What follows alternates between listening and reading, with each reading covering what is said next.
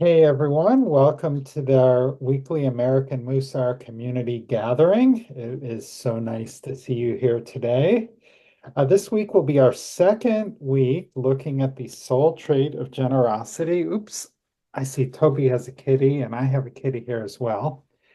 We will begin the way we always do with a short meditation. So I invite you to relax in your seat and close your eyes. And take in a deep breath through the nose and hold. And exhale through the mouth and hold. And again, inhale through the nose and hold. And exhale through the mouth and hold. And as thoughts come into your head, just observe them and let them pass. Like a car moving past on the freeway. Now is not the time for solving problems. All you need to do is inhale through the nose and hold, and exhale through the mouth and hold. And on your next inhale, say to yourself, Shema. And on the exhale, listen. Shema, listen. In Shema, we're listening deeply, without judgment, without offering advice. In Shema, we are listening with an open heart.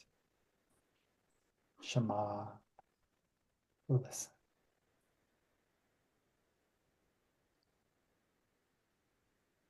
And when you're ready, you may open your eyes.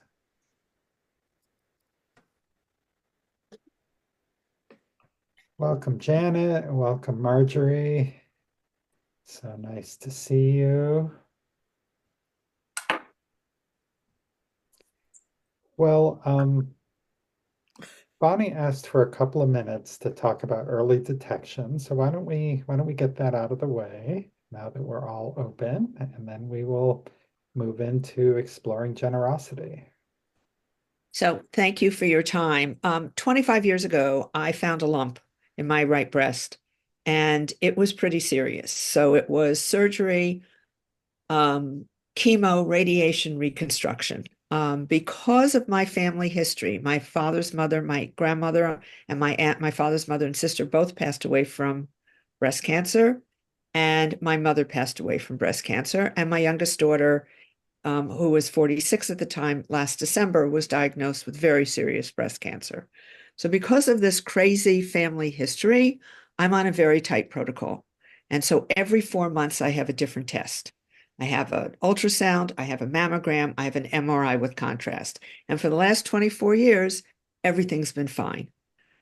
It wasn't in May. So I went for a normal mammogram and I had to go back for another mammogram and an ultrasound. And I had something so unusual that my oncologist was shocked. And that's the word she used. I had something called calcification clusters, malignant. Many women, and there are two guys on this, three guys, 10% of all breast cancers are in men. So when I say check yourself, I'm talking to you too. Um, in any case, many women who have dense breasts have small particles, tiny, minuscule, of calcium floating around their breasts, and nothing ever happens. Occasionally, they join in to a club, and those are called calcification clusters. And in my case, they were malignant. And to make matters a little bit harder, they were all the way in the back under my chest wall by my pectoral muscle, not far from my heart. So I had two surgeries and I had the 5 days of very intense radiation, which was equivalent to what I had 25 years ago when I had 5 weeks. The point is that mammograms are free. You can walk into a Planned Parenthood and they will give you a mammogram. They are free in the United States. The reason that I'm talking to you is that mine was caught very early.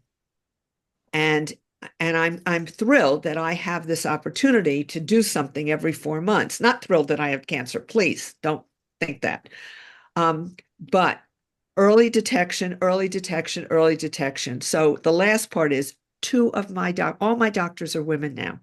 Two of my women doctors in their late 30s and early 40s were not up to date on mammograms. And I embarrass them enough that they both are up to date. So, friend, sister, mother, whatever, early detection, the life you save could be your own. Thank you, Bonnie. Thank you so much. And we're so glad you're doing okay now, correct? Yes, yes, I'm doing great. Thank you. Glad you're doing okay. Glad we found it early. And thank you so much for, this important reminder for all of us.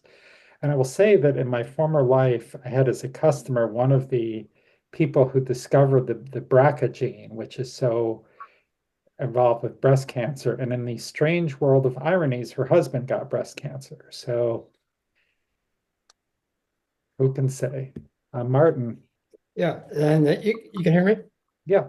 Yeah, so speaking on Bonnie's good comment about the early detection, I attended a medical conference in Florence this past summer, and on that topic exactly.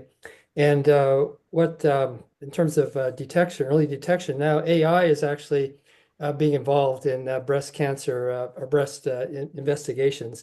And what the doctors are discovering, and hospitals and treatment centers are discovering, is that the AI can actually start seeing precursors earlier than X-rays, MRIs, all the other issues. Mm. So that's another good reason to have early detection appointments, because there's technology that could look even better than we had in the last few years. So that's my Thank you so much. a comment in addition to what Bonnie was promoting. So. Okay. So,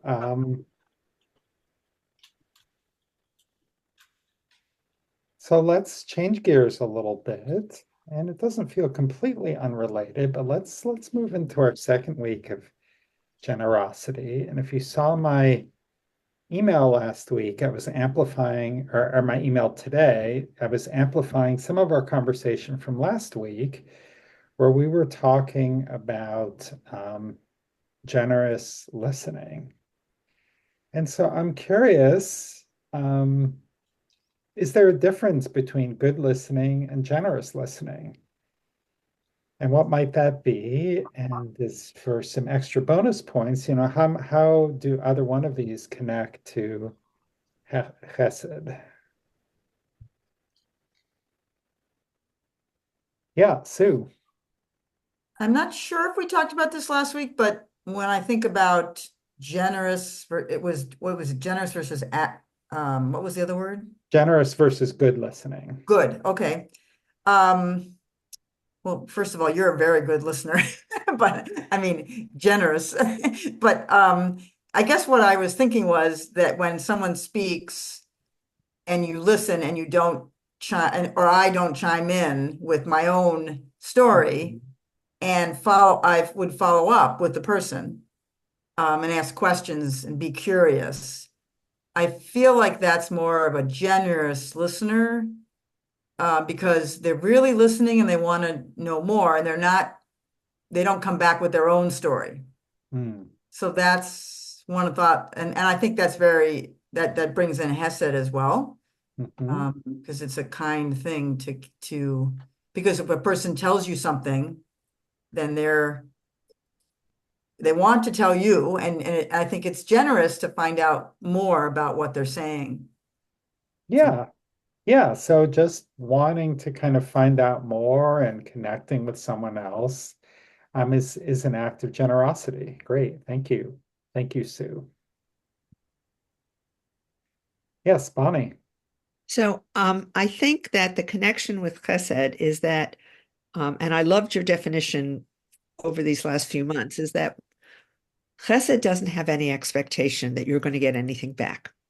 Mm-hmm. And I think generous listening is different than good listening in that you don't have an expectation that you're going to get anything back.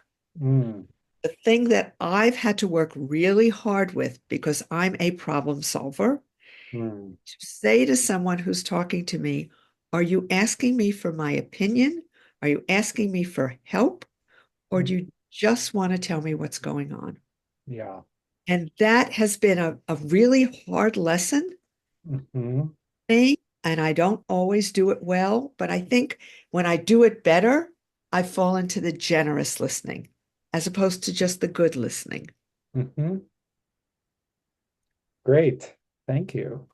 So maybe the generosity has to do with an expectation, and that's where you can kind of cross over into the Chesed realm. Although good listening is an act of Chesed too, but there's always deeper levels and additional levels. And I think these nuances can help us fine tune, our, how we show up in the world. I feel like I'm a very bad girl when it comes to good listening. I have a hearing problem. Mm, And if somebody calls me and I don't know who they are, or if I know who they are tangentially, and I don't hear every word, I may start to get impatient. mm, And today I got called from somebody who I'm sure wanted to sell me something related to my book. And I said, I need you to answer yes or no. Are you trying to sell me something? Is there money involved? Yes or no?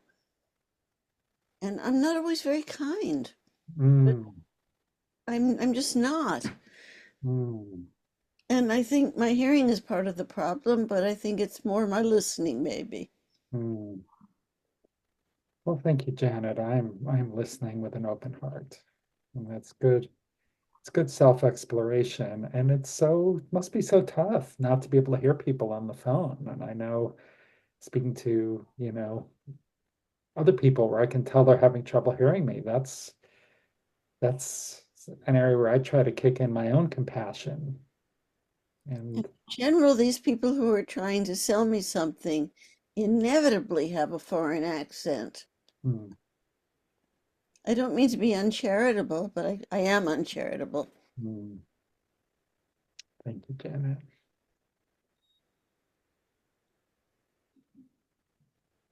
Yeah, Marjorie.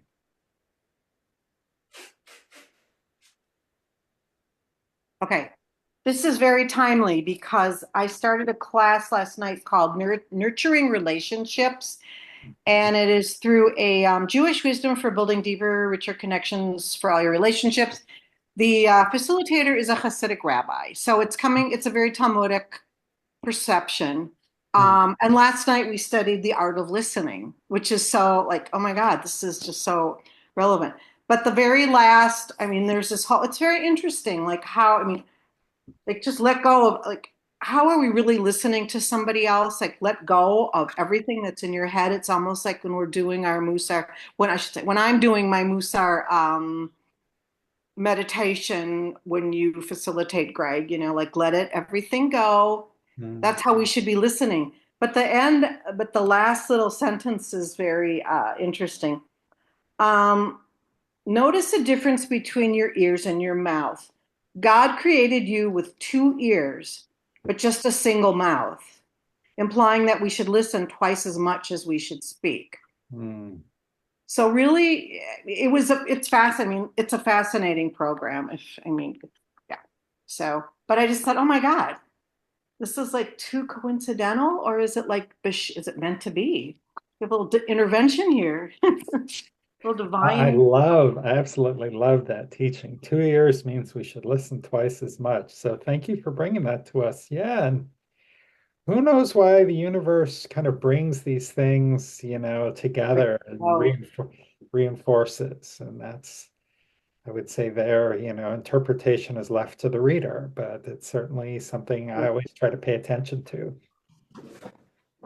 Martin.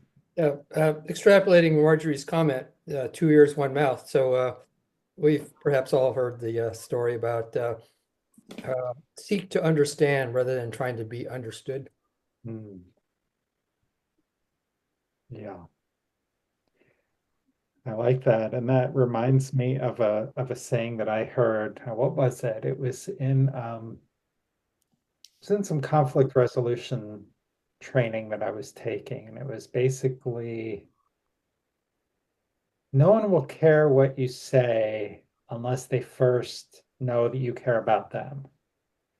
And the way that we do that is by listening, and if we're trying to get our point across before we've established any kind of a relationship and before we've demonstrated that we understand what they've had to say and who they are, your opinion isn't going to have any impact on them. Now, one of the things, and this is kind of what I was writing about for me, some of the difference between good listening and generous listening, like, yeah, I'm a good listener. I mean, I've worked hard on that. But sometimes generosity for me has to do with when do I choose to be a good listener? And sometimes, if I'm in the middle of something, maybe I don't want to listen. I want to kind of keep doing what I'm doing. And I think I use the example of my old postdoctoral advisor who's just very generous. Like if his door was open and you went and talked to him, he would literally like take his hands off the keyboard and turn and look at you. And I'm looking at my doorway here. And he would just give you as much time as you needed and his full attention. And I went to a 60th birthday symposium for him a couple of years ago, and like multiple people commented on this, and it brought back that memory for me. And so sometimes as part of our Mussar practice, we think of someone who embodies a certain trait. And so for me, Kingsley embodies this kind of generous listening. And I wasn't always, I've had a long day, and this was a few years ago, but like when my kids would come home or come in, I would not necessarily look up from my computer and talk to them. And well, with my wife now, I really try to do better with that, but it's an area where I think I can grow a little bit more. Or I can say, hey, now is not a great time. Can we talk in 5 minutes? And then I can give you my full attention. And so that's, maybe being generous with the truth, or being generous with the perspective. Any other comments on this? And I want to say hi to Karen, who I saw you've arrived within the last couple of minutes. Welcome. Nice to see your dear again. Yes, Sue. Well, I'm just building upon your example, but the other thing is eye contact. It is when so many people are looking at their phones nowadays, Yeah. and I find that that just bugs me. I feel like, hello, I'm, right here, can you look at me? Or, I don't know, but it just seems distracting.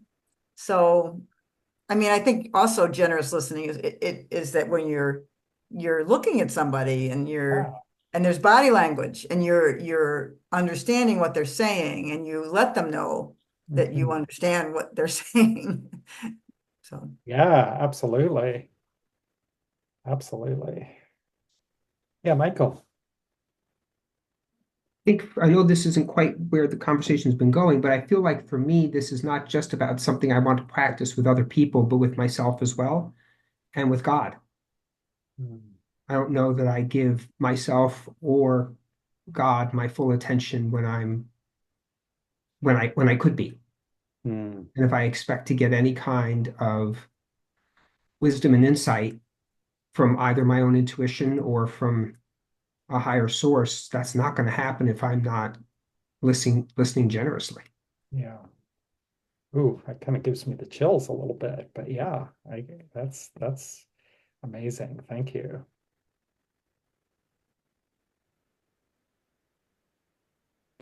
All right, well, let's take this a little bit deeper. Last week I showed a spectrum diagram, which was a little bit confusing to some people. So I have a different one this week.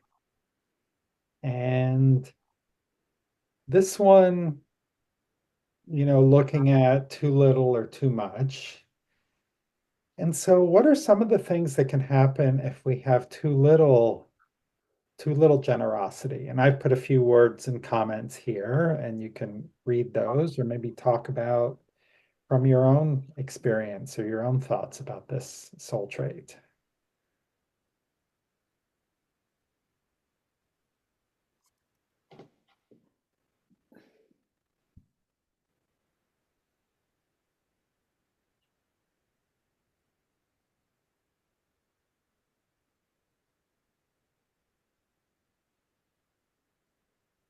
Anyone like to unmute and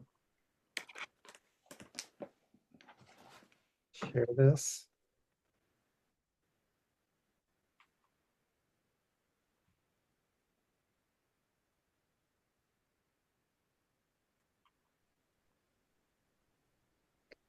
Well, for me, my initial thoughts were if we have too little generosity, we can have a lack of compassion for other people, or maybe a lack of compassion causes us to have too little generosity. And it can show up as kind of a self-centered outlook that, we're not focusing enough on other people.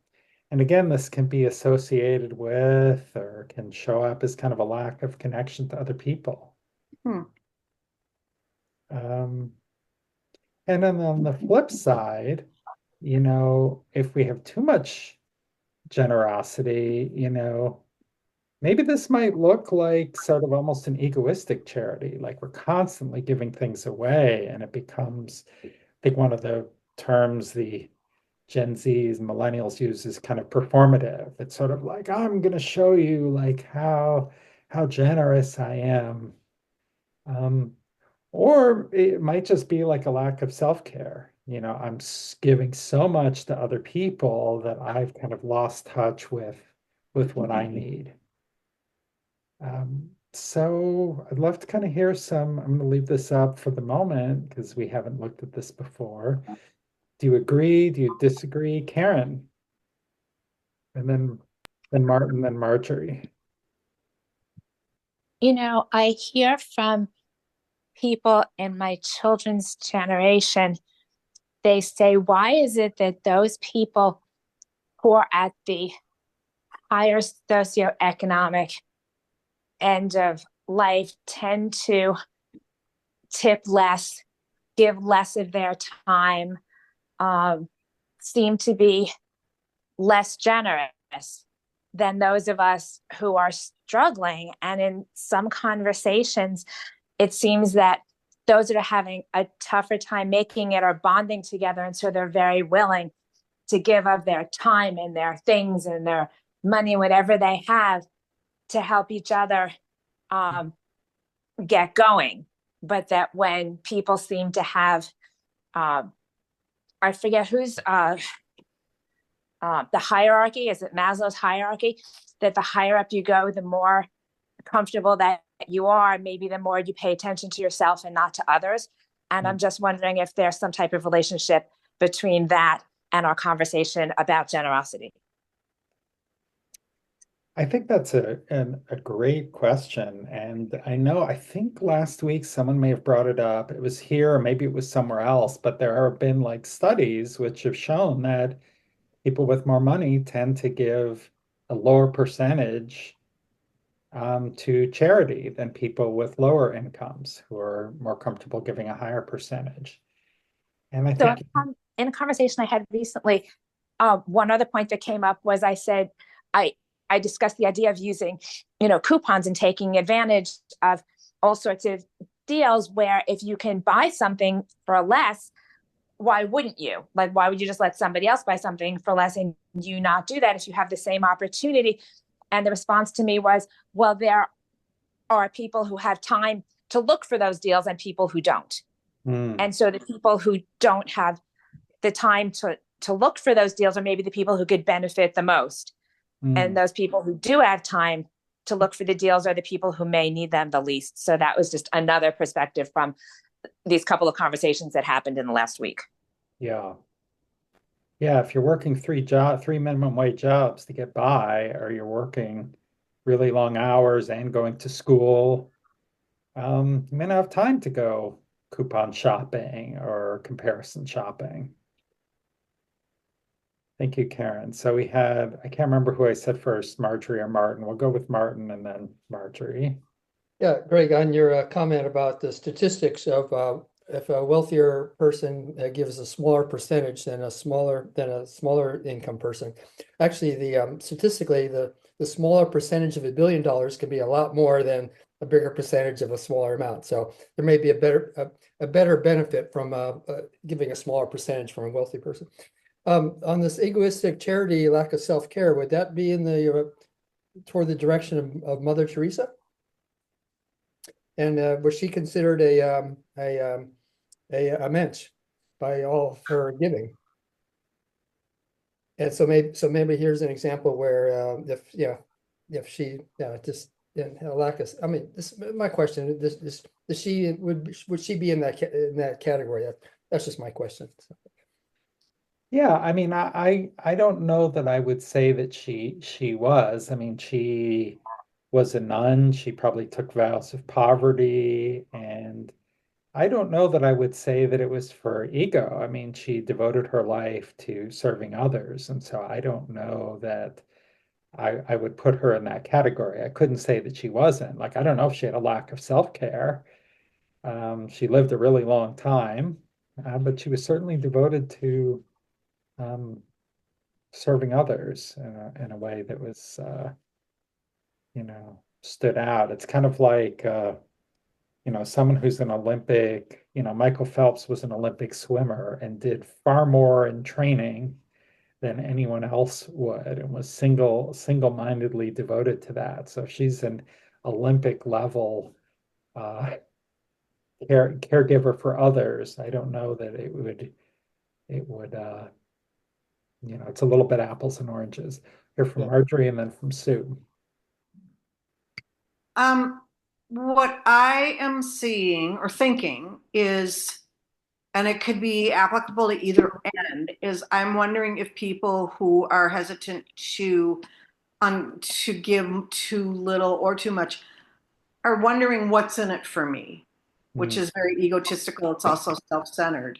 Mm. Now, what am I getting out of this? Yeah. Not just, they're doing it because it's the right thing to do. It was just a question I had. Yeah, I think that's a great point. That's kind of more of a transactional thing. It's certainly not an act of generosity if I go to Best Buy and I buy an iPhone and give the store, $500 or whatever. That is something that's transactional. And maybe if someone is um, looking to get something back, how does that fit in with generosity? Well, maybe it's not necessarily a bad thing, but it may not be generous. I'm going to stop the share. As a matter of fact, Alan Moranis in Everyday Holiness writes about, we all have work to do. And maybe for someone who gives a lot, maybe their task is to give with a more open heart rather than as out of a feeling of obligation. Sue. I resonated on that spectrum with the word lack of self-care, which is something I'm always working on. And I think about that in terms of, it's a good thing to think about generosity, mostly with time, not with money, because I feel like when I do a lot of things for a lot of people, then there's less time for self-care. Yeah. And I tend to do that. And I think then I get out of whack because then I was like, I need to take care of myself. And that's important in order to give to other people. So I Yeah. think that's a really important message there, the self-care and to be in better balance with Yeah. that. Yeah, absolutely. Thank you, Sue.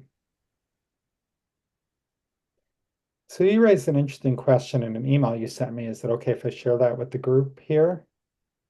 Yeah, so what if like someone asks us to do something and we do it? And do you want to ask the question to make sure I get it right? Or No, go ahead.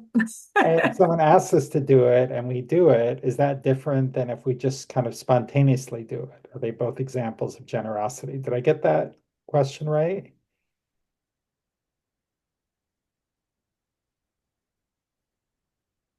Yeah. The first, I guess I was saying that if somebody, and I actually wrote this down, so with generosity, if we initiate, does it matter if we initiate we decide, because you gave the example of your article and you talked about how you have this computer and you wanted to give it. So that was your generosity. But my question is, if someone else needs, if we say, well, how can I help? And they ask us to do something. and we go above and beyond. Is that the same as coming from our own heart? If someone is asking us, and my question, and I mean, I think it does count, but that was the question. What's the difference there? Okay. I see Toby has some thoughts on this. Yeah, it's a good question.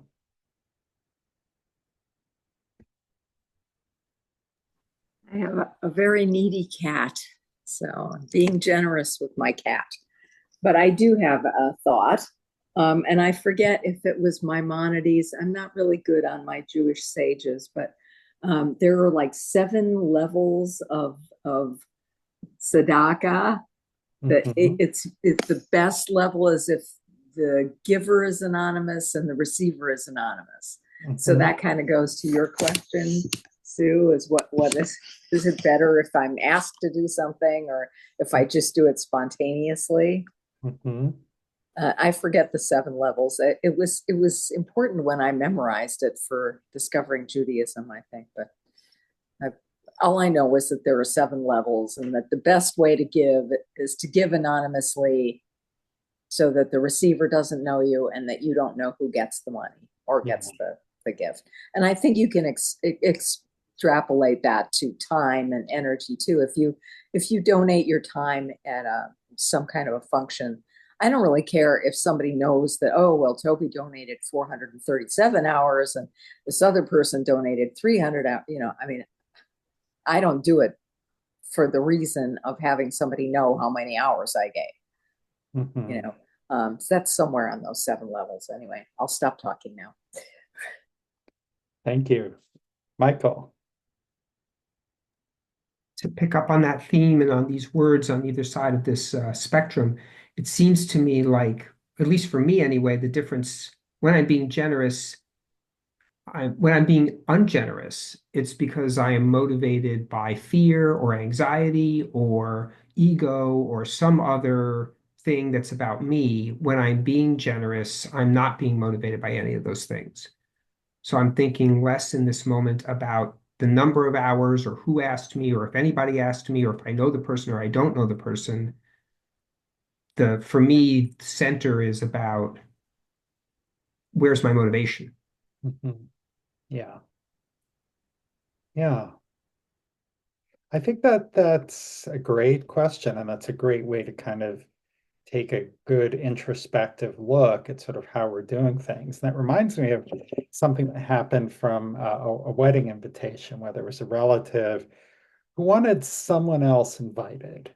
And they weren't somebody that I knew, but I was very close to these relatives. And initially I was going to say no, and it was a small wedding. And but they were important to me and they offered to pay and they were really, and I talked with my wife about it and she said, they're important to you. Just say, because it's important to you, I'm happy to invite them. And that to me was a great lesson in generosity, where like if someone asks you to do something, you can do it in a generous way, or you can say, all right, yeah, you have me over a barrel and you've made me feel really guilty and crappy. And yes, send me a check for $600 and I'll invite these people. That's doing it, but that's not being generous about it. So I think, Michael and Toby and all of you kind of as we were going on this, that's sort of helping me figure out, how I view this. And it's kind of like with listening. You can do it generously, you can do it not generously. How much am I willing to give of myself? And how much am I willing to support this other person without expecting anything in return? And that's where we bring in the Chesed piece. All right, well, let's get ready to go to our breakout rooms. I had all these generosity quotes, which we're not going to get to, but that's okay.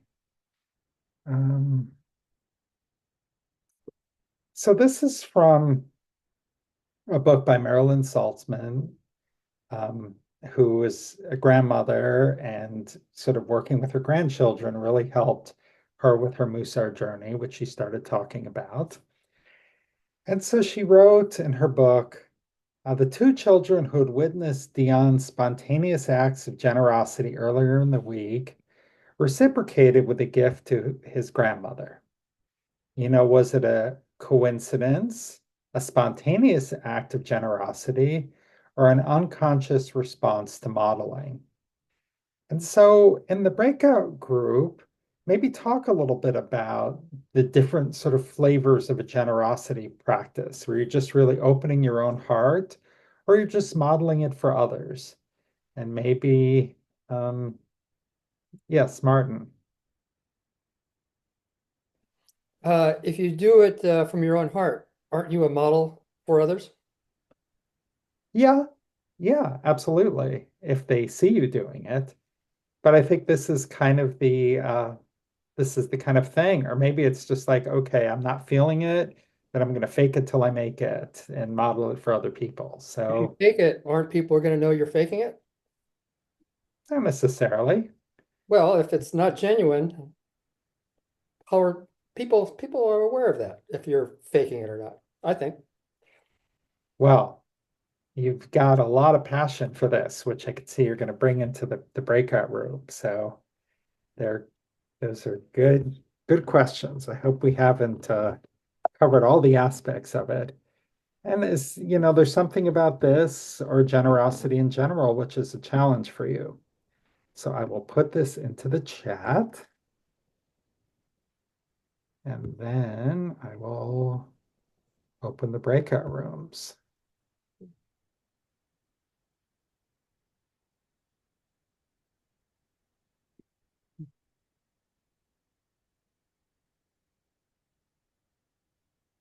Okay, so the rooms are open.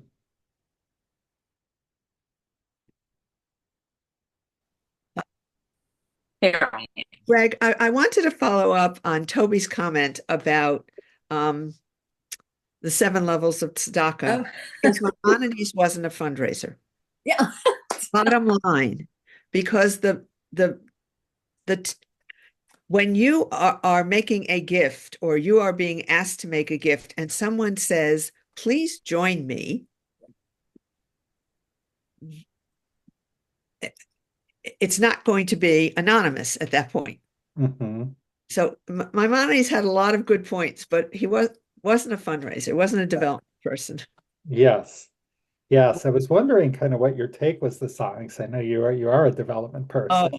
am I so?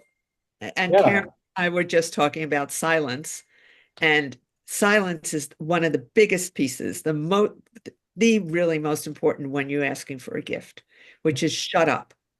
Hmm. You've put the ask out, shut your mouth, because the first person who speaks loses. I had a salesperson tell me the same thing. When you ask for the sale, it's like, it's got to be quiet. Um, and I think, I mean, it's okay to ask for an invitation, and it's okay if like you didn't know about this organization or whatever. So, Karen. So I don't know exactly where this fits in, but when Toby and Bonnie now just brought up the Maimonides and the 7 ways of giving, I looked up because I thought there was an 8th level, a very highest, and it might fit in here with this or any of our other soul traits, which is level 7 is giving anonymously. There's a level 8, which is giving in a way that allows the recipient to become self-supporting, like providing a loan or a job opportunity. So they may or may not know who is being generous. This kind of plays to both sides, and I'm not really sure where it fits in, but I wanted to share it. Yeah, absolutely. I mean, that's really, really big. Because ultimately that's kind of what we want, is for someone to be self-sufficient. part of the reason why it's done anonymously, or there are these different levels, is all about giving in a way that allows someone to retain their dignity. Even if you're giving to a homeless person, do you throw the dollar on the ground and make them bend over and pick it up? Or do you make eye contact and say, here you go, take care of yourself? These are ways we can, give with zerazut, with enthusiasm, ornaments, kind of the generosity in a way that, or if they say, I was very touched when someone offers me a blessing after I give them some money, and I really try to thank them for that, because I think it's very heartfelt, and it's a connecting moment, and taking the opportunity for connection is big. Sue. We talked also in our group that when you talk about that level too, it kind of leads into Chesed in terms of if you don't know who gave or give and receive, then there's no expectation of getting anything back. But also we talked about the thank yous, and I was having trouble this week actually about that. And I mentioned that to you, Greg, in my little email about how I wasn't felt like I was being thanked. And so we talked a little bit about that, because if you don't know who gives it to you, then you can't thank them. Then there's no expectation, right, of thanking the person. But then we decided that sometimes, you want, in a personal one-on-one, when you give somebody something, you kind of want them to say thank you. And Margie had a really good point, because she said it honors. So then you bring in the honor midah. It's honoring that person by saying thank you. Absolutely. Yeah. Thank you. Thank you. Karen, and then Bonnie. So this small incident just happened a couple of days ago. I did an overnight trip with my daughter, and at dinner we were talking to some people at another table, and when they left, my daughter and I were the only two people left in a pub for dinner, and the bartender waiter came over to give us the check, and he said, by the way, the people at the other table were so impressed with whatever it was that you said, or you guys, and became known as like the mom-daughter people at this weekend. They paid for the drinks for our dinner, and they were gone.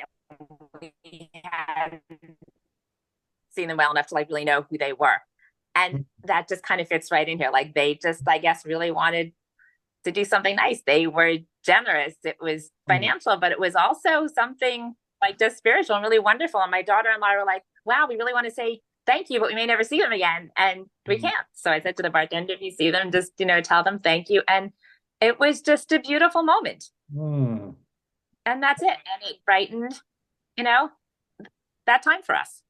Yeah, it brightens my evening hearing about that. That's wonderful. Bonnie. So I was going to share what happens when you want to say thank you and you don't have the opportunity. When I was at the University of Judaism getting the double master's in Jewish education, I was on a full scholarship for 3 years. And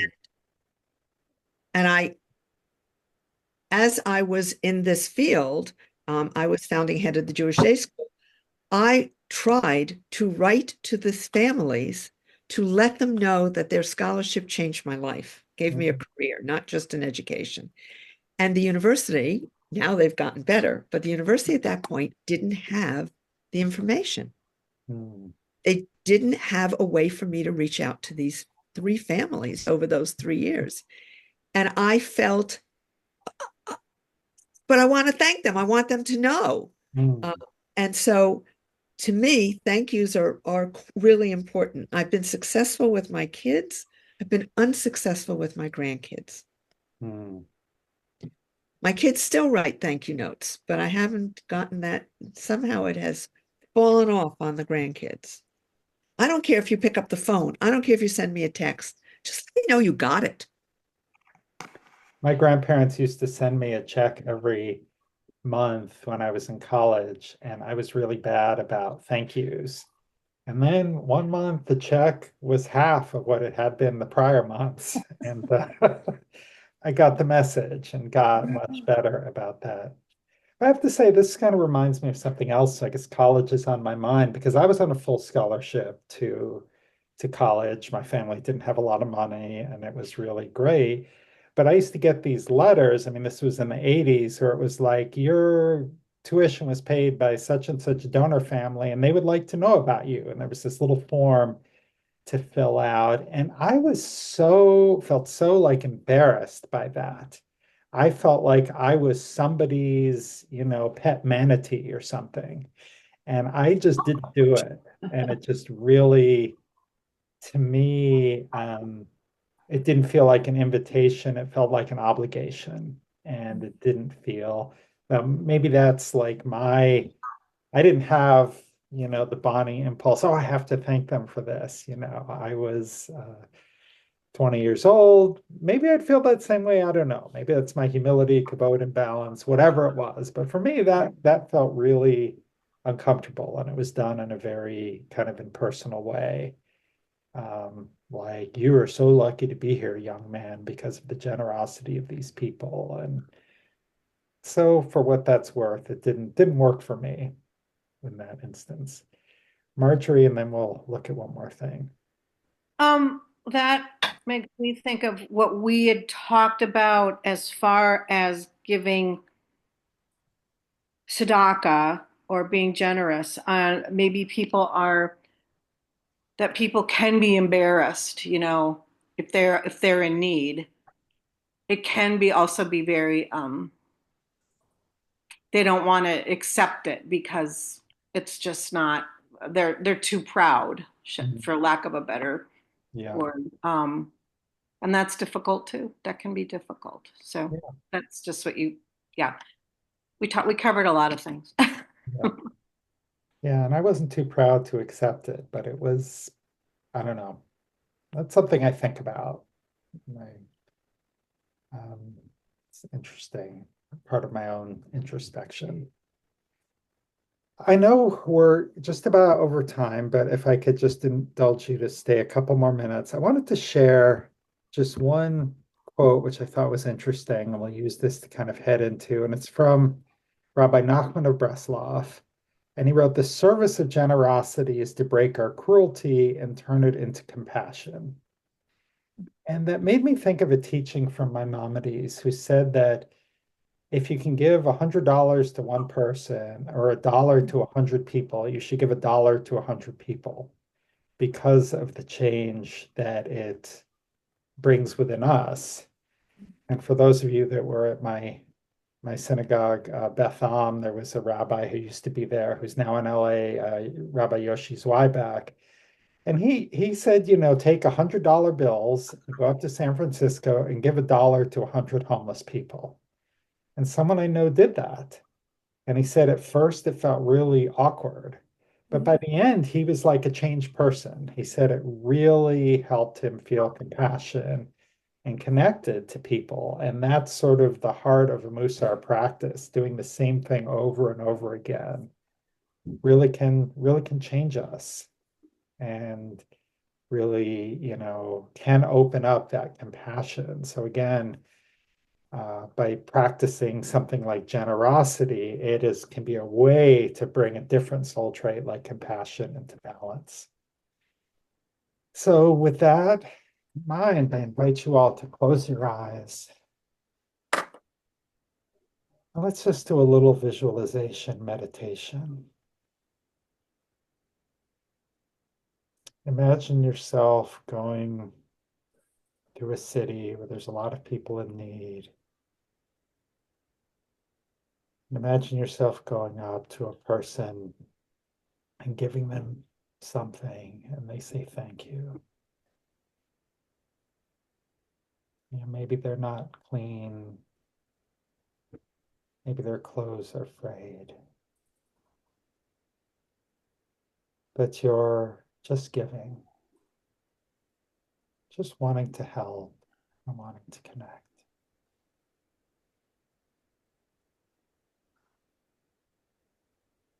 imagine in your mind holding out your hand and looking them in the eye and giving them a little bit of money and saying, take care of yourself.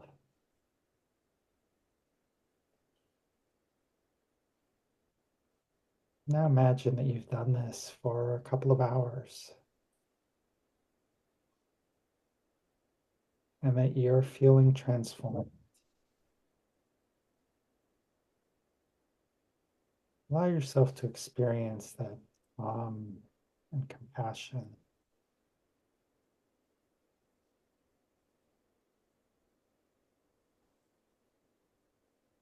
Now imagine there's other ways that you can give a little bit more of your time, a little bit more of your attention, a little bit more of your silence, a little bit more space to other people around you, a little bit more self-care to yourself.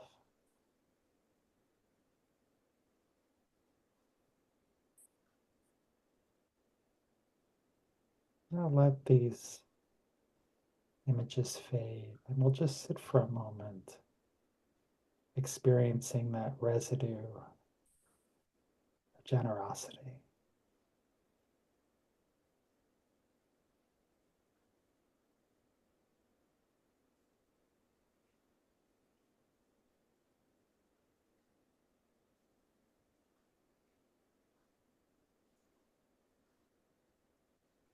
And when you're ready, you may open your eyes.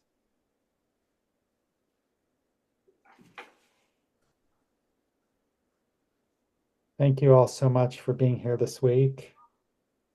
Next week, we will take the week off as we celebrate Thanksgiving. And if you've been watching on the recording, thank you so much for kind of hanging out till the end. And it's well appreciated.